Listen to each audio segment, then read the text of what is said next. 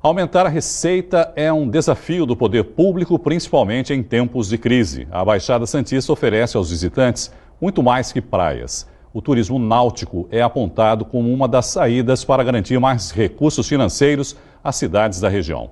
Para falar sobre este e outros assuntos, eu recebo a secretária de Turismo de Guarujá, Thaís Margarido. Secretária, boa noite, obrigado. Seja bem-vinda aqui ao Caderno Regional. Secretária, como é que estão aí as discussões entre os secretários de turismo da Baixada sobre esse tema turismo náutico? Boa noite a você, boa noite a quem nos acompanha. É um prazer estar aqui, é uma oportunidade de tanto participar do jornal com vocês agora ao vivo, né?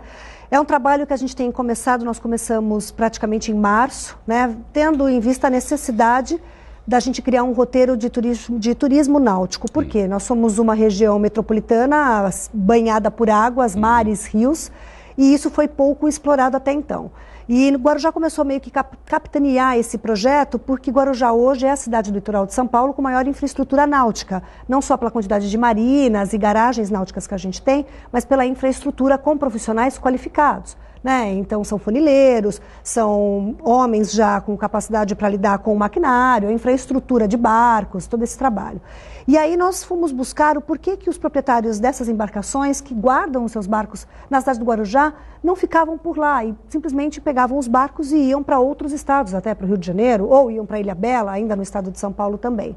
É um iate dormitório, secretário? Iate dormitório, é uma garagem náutica. Você deixa o seu barco lá e só vai pegar no fim de semana, desce ele para a água, né, que é o termo que eles usam, para passear, mas não ficava na nossa região.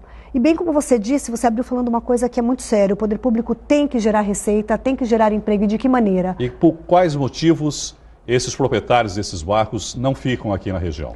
Porque, segundo eles, quando eles saem com o barco, que eles vão para o mar, eles querem ter um destino, algo para fazer. Entendi. Então, aqui na região, eles não tinham onde fundear. O dono do iate ou do veleiro, ele quer fundear o barco, ele quer parar, descer. Numa praia, por exemplo? Numa praia, visitar um forte, por exemplo. Aqui a gente tem aquele circuito dos fortes. Ele quer parar e visitar o forte, ele quer parar o barco e ser servido a bordo, que um restaurante vá servi-lo a bordo. Que é comum em Angra dos Reis, por exemplo. Exatamente, e muito na Europa. Eles costumam viajar muito para fora com os veleiros e falam que na Europa é a coisa mais natural que você tem é sair com o seu veleiro e fundear, dormir a bordo, em frente a uma praia, ou próximo a um restaurante que está margeando, que está ali na praia. Então a gente viu que essa era a necessidade. Opa, material e equipamento a gente tem. Tem pontos históricos que a gente pode visitar chegando de barco, e nós também temos uma infraestrutura gastronômica, digamos assim, com quiosques e restaurantes na orla marítima do litoral, né? Principalmente na nossa região metropolitana. Então foi onde a gente sentiu a necessidade de criar, de ofertar para esse público de classe econômica alta, né, uma opção de passeio para que ele fique aqui e comece a gastar aqui.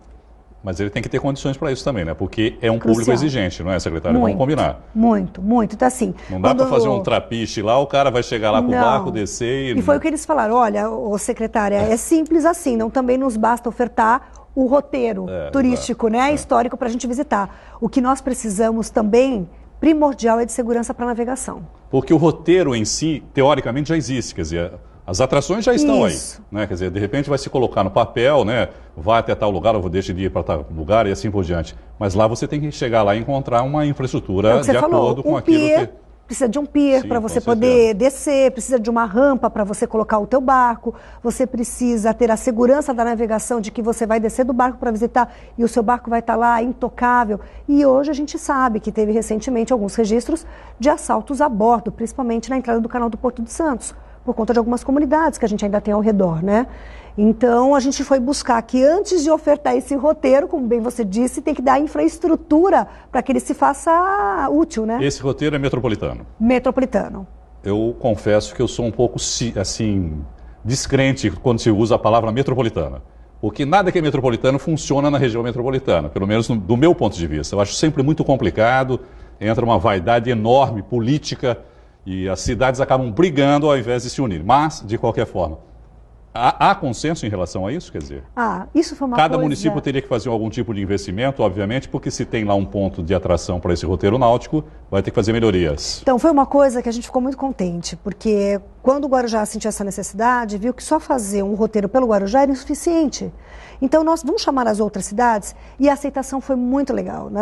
Inclusive, hoje teve uma reunião em São Vicente, tá? E foi a nossa terceira reunião em relação a esse assunto. E uma coisa que a gente sentiu, acabou aquela vaidade entre os secretários. Essa é uma tendência do turismo mundial. É você vender um destino metropolitano e não mais único. E assim, se as cidades não se unirem, elas não sobrevivem. Então, por exemplo, Cubatão não tem mar, mas ele tem uma grande variedade de rios navegáveis. Então, Cubatão vem com a gente, porque você pode sair. Bertioga, eu fico entre Bertioga e Santos. Eu tenho o canal de Bertioga que pega o Forte São João e que fica do lado de Bertioga, e a Ermida do Guaibê do lado do Guarujá. Que são canais navegáveis, não é, secretário? Canais navegáveis. Então, o que aconteceu? Quando a gente levou para eles a proposta, vamos criar um roteiro metropolitano, uma opção para que eles possam gastar na minha cidade e na sua, aí todos concordaram, a gente começou a mapear o que cada cidade poderia ofertar. E aí descobriu-se também que o principal problema entre todas era a segurança. Claro que com características diferentes. Que tipo de problema de segurança, secretário? Da navegação. Da você estar no barco e realmente ser surpreendido por uma lancha com piratas. Por exemplo. Com os piratas. E que eles levam tudo que tem a bordo quando não deixam você flutuando na água. Então, assim, isso acontece muito no canal de Bertioga, no canal do Porto de Santos. Agora, é uma realidade um pouco diferente de outras cidades. Agora, isso envolve polícia marítima, secretário. Marítima. Assim, hoje a gente conta, existe uma briga entre a atribuição das polícias, né? É a atribuição da Polícia Federal, porque o canal do Porto de Santos envolve, né, o governo federal, mas é a atribuição da Polícia Militar, que é responsável pela segurança. Marinha. A Marinha, ela falou que a parte dela é de fiscalizar, a fiscalização dela é em torno de habilitação. Quem tem o arraiz é a segurança, mas é um outro tipo de segurança, não criminal. Sim. É a segurança para evitar aquele trabalho de prevenção de acidentes. Navegar. Isso, de navegar. A segurança em relação à navegação é realmente da Polícia Militar e Polícia Federal, que já também entraram num consenso e vão começar a dividir as demandas. Alguns barcos já estão na água, já se começou a ver a presença, porque isso começou a ganhar uma proporção tão grande que começou a ganhar força, até porque o setor é um setor que fomenta o turismo, né? Então, grandes empresários já fazem parte, são proprietários de iates. Sim. Então, eles começaram a ajudar. Secretária, vamos voltar a falar sobre esse assunto, provavelmente mais para frente. Eu tenho 1 minuto agora e queria que a senhora falasse a respeito do Festival Gastronômico do Guarujá. É um grande evento, está na 8ª edição. É um evento de fomento turístico, sim. Vem várias pessoas aos fins de semana degustar uma variedade de pratos. Gastronomia internacional também, com pratos acessíveis, o preço médio é R$ 69,90. Isso movimenta realmente o mercado, né, secretária? Muito, porque as pessoas vêm para aproveitar o fim de semana e aí faz aquele rodízio na gastronomia da cidade. As pessoas gostam, né, desse tipo de evento. Gostam. Funciona em São Vicente, funciona em Praia Grande, funciona... E é uma tendência que vem. Inclusive hoje, neste exato momento, está sendo lançado o nosso festival lá em São Paulo, para a rede de empresários e pessoas interessadas do setor, para que possam vir prestigiar a partir desse fim de semana. Secretária, muito obrigado, pela entrevista e sucesso aí nesse novo empreendimento da região metropolitana com o turismo náutico. Muito obrigada, agradeço mais uma vez a você e a todos que nos acompanham. Boa noite. Boa noite para você.